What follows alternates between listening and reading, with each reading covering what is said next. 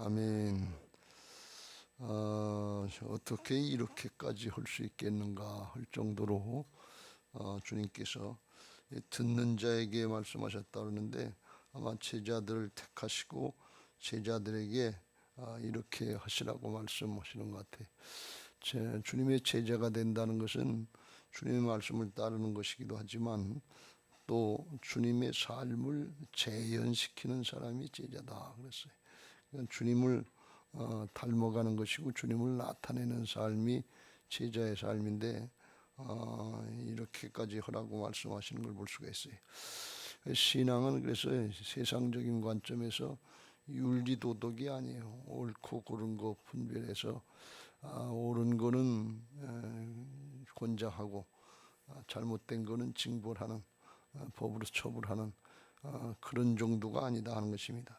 구약에서는 눈에는 눈으로, 이해는 이해로 해서 동해보복법이라 해서 같은 해를 상대방에게 보복한다 하는 그런 관점이었지만, 신약은 예수님이 오셔서 다 내주시고 우리를 구원해 주셨기 때문에 사랑의 관점에서 하는 거기 때문에 전혀 다른 그런 모습을 말씀하고 있어요.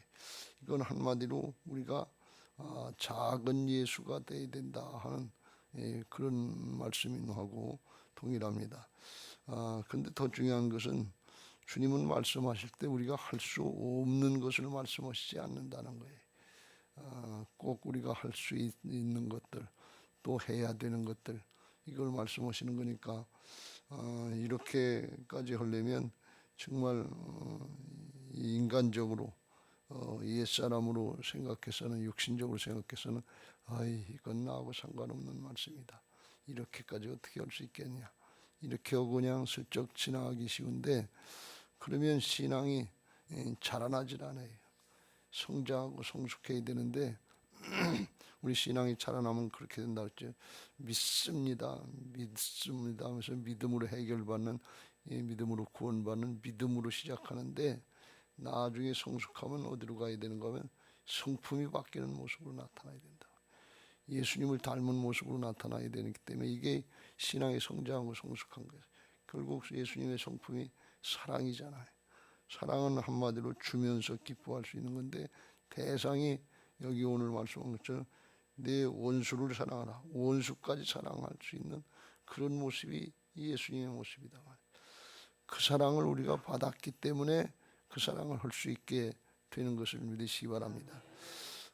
우리가 이 사랑을 할 수 있는 크게 두 가지 이유다 또는 근거다 그러면, 하나는 거듭난 새 생명이 됐기 때문에 그렇고, 또 하나는 우리가 이미 그 사랑을 받고 새로워졌기 때문에, 그 사랑 받았기 때문에 그 사랑을 하는 것이 마땅하다 그런 말씀이에요.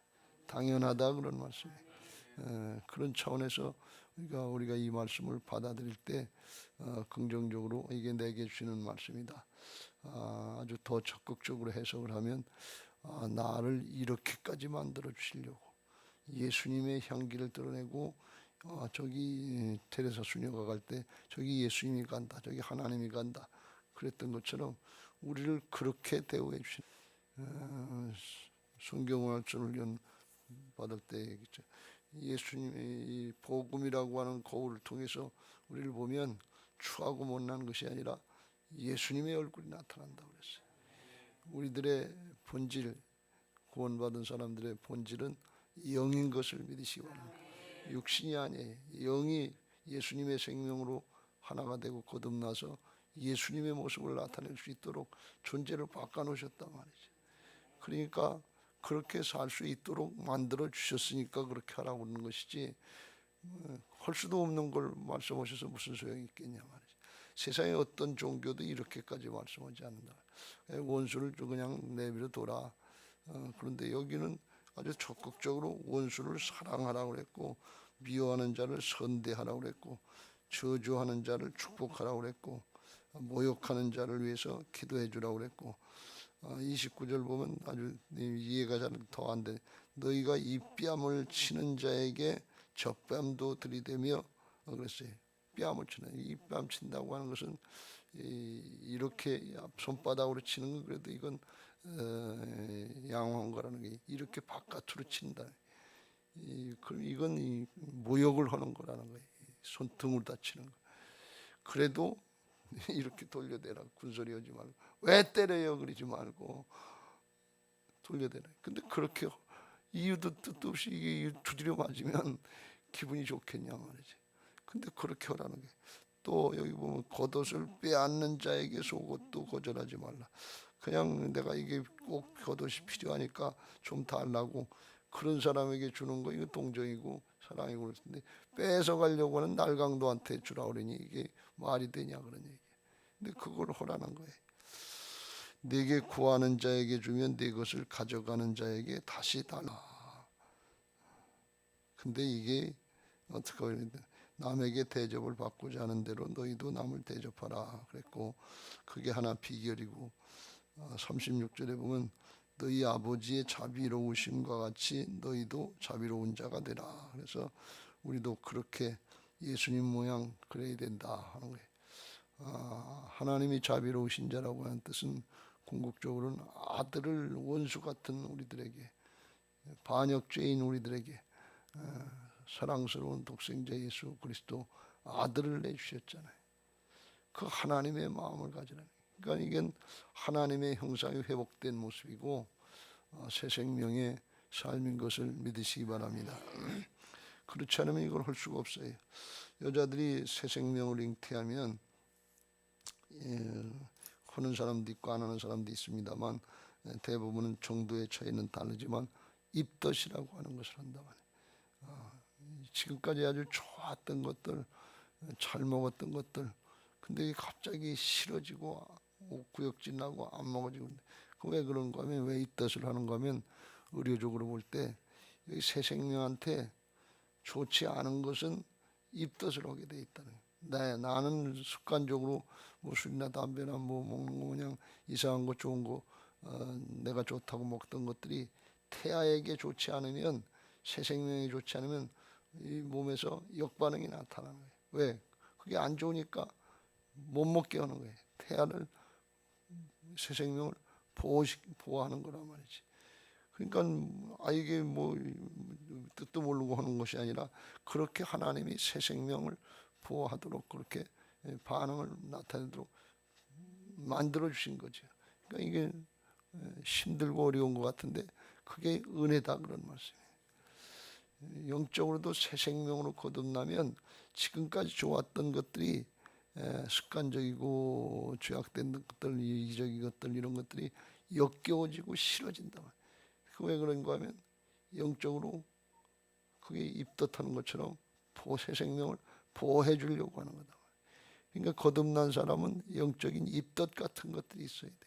거듭났다 그러는데 많은 예수님 믿고 예수님을 주님으로 구세주로 받아들이고 새 생명으로 잉태해서 거듭났다 그러는데 옛날 삶을 보고 똑같으면 이건 조금 다시 생각해 봐야 되는 거예요.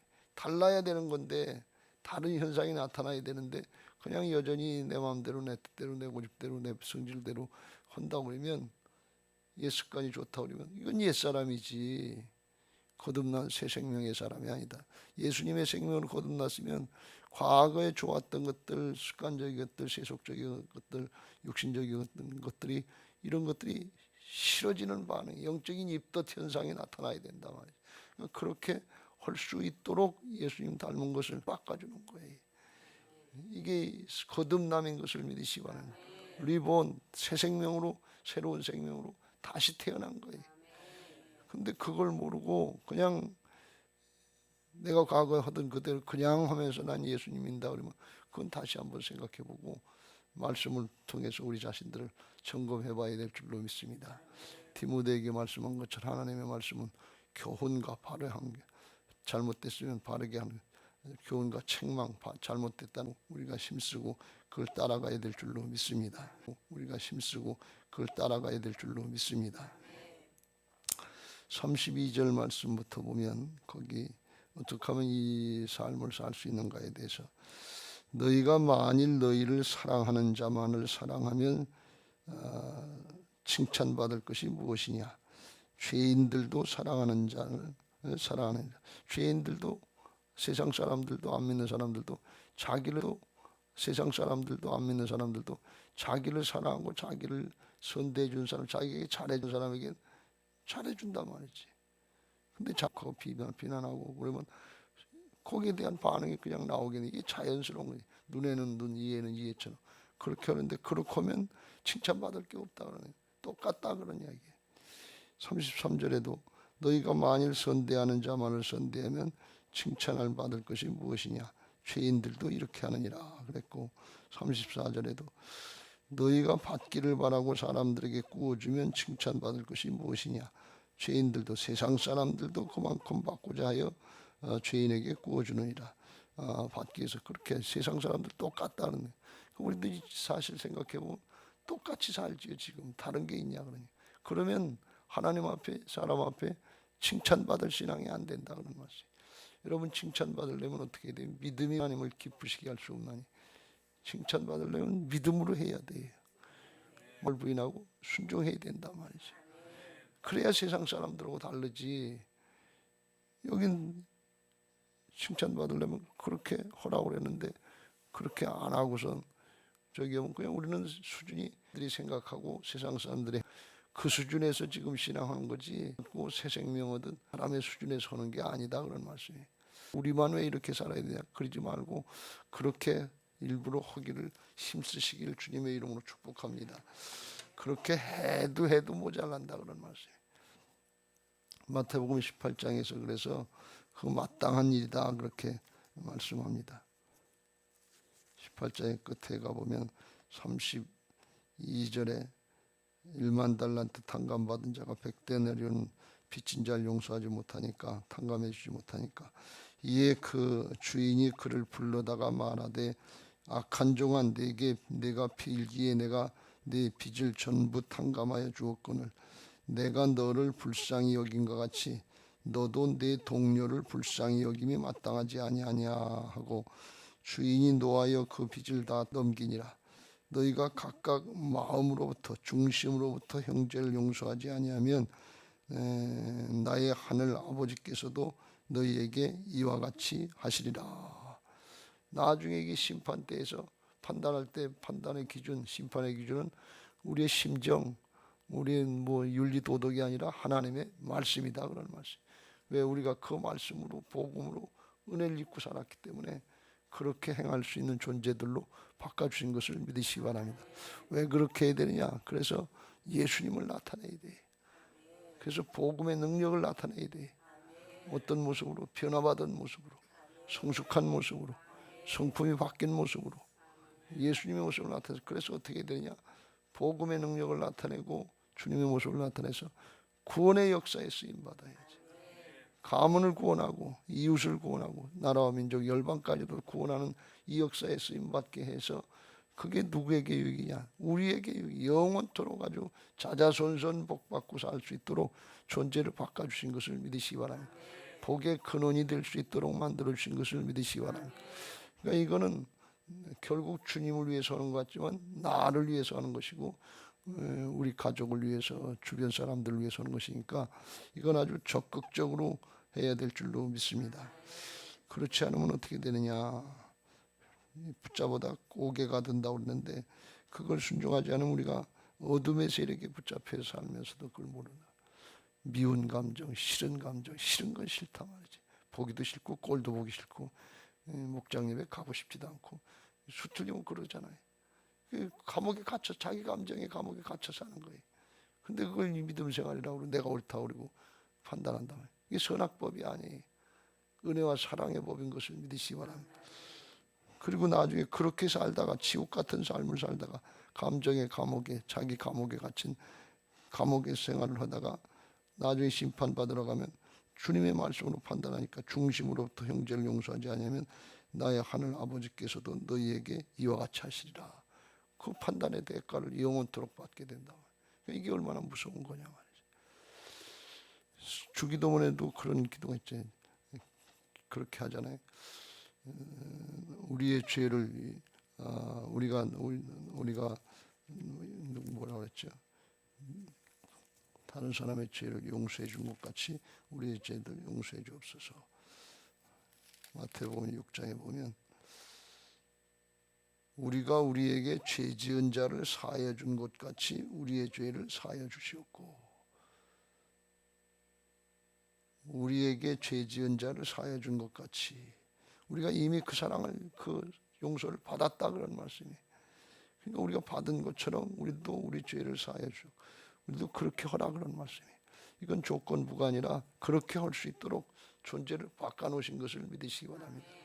믿는 사람들이 주기도문하지 안 믿는 사람들이 주기도문하지 않는다 말이죠.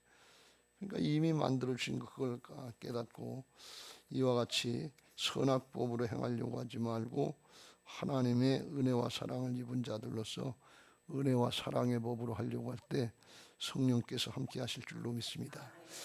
근데 이거는 사실은 주님이 하시는 거니까 주님의 일은 주님이 하시는 거예요. 이 사랑은 사람이 내가 노력해서 도 닦아서 변화받아서 되는 게 아니고 내 안에 오신 예수님이 하시는 것인 것을 믿으시기 바랍니다. 내 안에 오신 예수님이 나를 통해 행할 수 있도록 말씀을 들었으면 아멘하고 이해하고 자기를 부인하고 순종하고 따라가려고 하면 주께서 인도하셔서 우리를 통해서 되게 하시는 은혜와 사랑의 법으로 되는 것을 믿으시기 바랍니다. 그게 시편 23편이에요. 시편 23편을 우리가 괜히 맨날 좋다고 외우는 게 아니라 시편 23편에 보면 다윗이 고백한 것처럼 여호와는 나의 목자시니 내게 부족함이 없으리로다 그랬거든요. 여호와는 나의 목자니까 나는 뭐예요? 주님의 양이다 그런 말이에요. 신앙은 뭔가 하면 주님이 주인 되시는 걸 인정하는 거예요. 다 믿고 맡기고 양이니까 목자를 신뢰하고 따라가기만 하면 된다. 왜 부족함이 없냐? 그러면 목자가 알아서 다 해주신다. 어느 정도냐? 그가 나를 푸른 풀밭에 놓이시며 쉴 만한 물가로 인도해 주시고 있어야 될 것 필요한 것들을 공급해 주시고 그걸로 끝나지 않고 육신의 문제 해결로 끝나지 않고 어떻게 보면 영혼, 믿음 이것까지 잘 해주시려고 하나님께서. 그래서 내 영혼을 소생시키시고 자기 이름을 위하여 의의 길로 인도하시는도다. 믿음의 길로 인도해 주시고 영원토록 복받게 하시고 존재가 믿음의 사람으로 바꿔주시려고 이렇게 목자를 따라오라 그런 말씀이에요. 그러니까 우리가 양된 심정으로 신앙을 해야 되는데 염소같이 들이받는 심정으로 신앙을 한다. 말씀을 받으면 양처럼 아멘하고 이해하고 따라갈 생각을 하고 받아는 게 이게 양이네. 양은 목자의 음성을 들으면 따라간다. 무조건 따라가네. 뭐 돌짝밭이든지 가시나무 떨기밭든지 절벽이든지 따라가 보면 나중에 결과를 보면 푸른 풀밭이고 푸른 초장이고 잔잔한 냇가고 의의 길로 믿음의 길로 인도해 주신다. 그러면 필요한 것도 얻고 의의 길로 믿음의 길로 인도되시고 영혼이 잘 돼서 은혜도 받고 성품도 바뀌고 믿음의 사람이 돼서 다들 우리가 구하지 않은 것까지 다 이루어주시는 은혜가 있는 것을 믿으시기 바랍니다. 하나님의 말씀을 받을 때 들이받는 염소의 심정으로 죄성으로 옛사람으로 받지 말고 판단하고 비판하지 말고 그냥 따라갈 자세로다가 양의 자세로다가 그렇게 받으면 저절로 해결되는 게 다윗이 그 신앙을 하려고 애를 썼다는 거예요. 여호와는 나의 목자시니 내게 부족함이 없으리로다. 부족한 게 많은데 왜 없다고 그래? 왜 그러냐? 따라가 보질 않았기 때문에 그래. 끝까지 따라가 보면 우리에게는 궁극적으로 영원한 생명이요 천국인 것을 믿으시기 바랍니다. 우리가 생각하는 것이나 구하는 것에 넘치도록 더 좋은 것을 마련해 놓으시고 믿음의 성취를 보게 하신다 말이에요. 그걸 하면 우리들도 또 믿음의 사람이 되게 하셔서 저 양은 가시떨기 밭인데도 그냥 따라간단 말이지. 돌짝밭인데도 그냥 따라간단 말이지. 저 뭐 나올 것짜리 않고 고향만 직사하게 하는데 따라간단 말이지. 그런 목자가 맹수를 다 지켜주고 사탄도 지켜주시고 의의 길로 믿음의 길로 인도해서 저 잘 참고 헌해 사는 사람들 볼 때 좋은 믿음의 사람으로 드러나게 하시고 신앙하려면 저렇게 나중에 결과를 보니까 그것도 또 좋더라 말이지. 영적으로나 육적으로나 그 영혼이 잘된 같이 범사가 잘되고 강건케 하시는 하나님의 은혜의 자리로 나가게 하신다 말이야. 그러니까 결국 주님을 드러내게 되고 주님 닮은 모습이 나타나고 생명의 역사를 이루게 하실 줄로 믿습니다. 이게 뭐냐? 선악법이 아니라 내가 주인 노릇해서 선악 갖다 먹은 선악법이 아니고 주님이 주인 되셔서 나를 통해서 잘 이루시려고 오늘 이 말씀을 받으면 아멘 하고 아유 그렇게 되면 좋지, 그렇게 해야지, 그렇게 주님의 모습을 드러내야지 하는 그런 좋은 뜻으로다가 우리가 받고 해야 될 줄로 믿습니다. 하나님의 뜻은 언제든지 좋은 뜻이라고 그랬잖아요. 하나님을 사랑하는 자, 그 뜻대로 부르심을 입은 자들에게서 모든 것이 합력해서 선이 이루어지는 것을 믿으시기 바랍니다. 어제도 나 예레미야서 29장 11절에 나온 절, 지금 당장 앞길에 70년의 포로 생활이